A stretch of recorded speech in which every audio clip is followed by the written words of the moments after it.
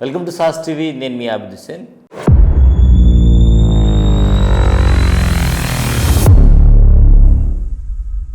డిసెంబర్లో రాజ్యసభ ఎన్నికలు జరగనున్న నేపథ్యంలో ఇప్పుడు అంతా కూడా కీలకంగా మారిపోయింది. ఎవరికి రాజ్యసభ సీట్లు కేటాయించేటువంటి అవకాశం ఉంది అనేటువంటి ప్రశ్నలు ఉత్పన్నమవుతున్నాయి. సో ప్రధానంగా ఇప్పుడు ముగ్గురి పేర్లు అయితే ప్రస్తావనకు వస్తున్నాయి. సో ముగ్గురులో తీసుకుంటే గతంలో ఉండేటువంటి మోపిదేవి వెంకటరమణ కావచ్చు, అలాగే బిదా మస్తాన్ రావు, కృష్ణ ముగ్గురు కూడా రాజీనామా చేయడంతో ఈ 3 సీట్లకు కూడా ఇప్పుడు ఎన్నికలు రాబోతున్నాయి. అయితే ఈ రానున్న ఎన్నికలు మొత్తం కూడా ఏకగ్రీవమైనటువంటి అవకాశాలు కనిపిస్తున్నాయి. ఎందుకంటే వైసీపీకి సంబంధించి సరైన మెజార్టీ లేకపోవడంతో ఖచ్చితంగా ఈసారి 3 సీట్లు కూడా ఏకగ్రీవమైనటువంటి పరిస్థితి కనిపిస్తోంది. అయితే ఈ 3 సీట్లు ఎవరికి కేటాయించేటువంటి అవకాశం ఉంది అనేటువంటి ప్రశ్నలు తీసుకుంటే ప్రధానంగా ఒక సీట్ అయితే ఖచ్చితంగా బిదా మస్తానరావుకు వచ్చేటువంటి అవకాశం ఉంది. ఖచ్చితంగా ఆయనకే కేటాయిస్తారు అని అయితే బలంగా చెప్తూ ఉన్నారు. సో రెండవ సీట్ విషయానికి వచ్చేటప్పటికి నాగబాబు, జనసేన నేత నాగబాబు కేటాయిస్తారని కొంతమంది చెప్తుంటే కాదు, ఆ ప్లేస్ సానా సతీష్ అనేటువంటి వ్యక్తికి జనసేన నుంచి ఇచ్చేటువంటి అవకాశం ఉంది అనేటువంటి ప్రచారం జరుగుతుంది. ప్రధానంగా తీసుకుంటే నాగబాబు మొదటి నుంచి కూడా లాస్ట్ టైంలో రాజ్యసభ సీట్, ఎంపీ సీట్ నాగబాబుకు వస్తుందని చెప్పేసి భారీ ఎత్తున ప్రచారం జరిగింది.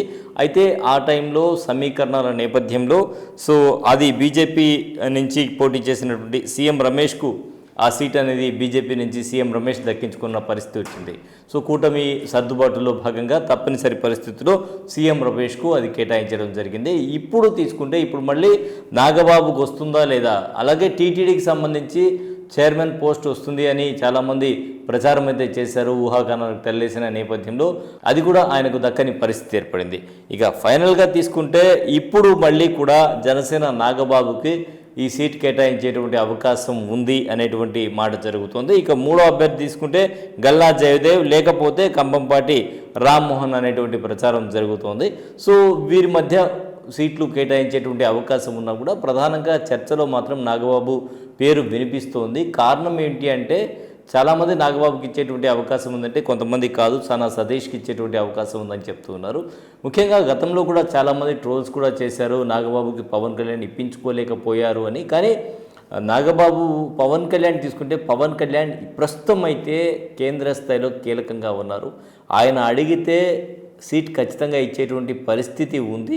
మరి ఈ నేపథ్యంలో తన సోదరుడికి ఆయన ఇప్పించుకుంటాడా లేదా అనేటువంటి విషయం అయితే చూడాల్సిన పరిస్థితి. అలాగే సమీకరణాలు కూడా ఉంటాయి కాబట్టి సమీకరణాల ప్రకారం ఇవ్వడం జరుగుతుంది కాబట్టి మరి సమీకరణాలు ఏ విధంగా చేస్తారు ఏంటి అనేది కూడా చూడాలి.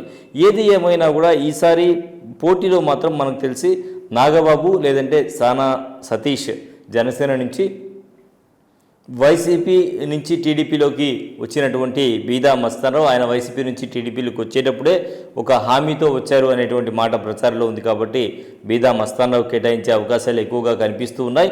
అలాగే గల్లా జయదేవ్ లేదా ఒకవేళ కాకపోతే కంభంపాటి రామ్మోహన్కి ఇచ్చేటువంటి అవకాశాలు ఉన్నాయని చెప్పి ఈ 3 సీట్ల విషయంలో ప్రచారం జరుగుతోంది. ఇది ఇవాల్టి స్పెషల్ రిపోర్ట్. మరో స్పెషల్ రిపోర్ట్లో మళ్ళీ కలుద్దాం. అంతవరకు సెలవు, నమస్కారం.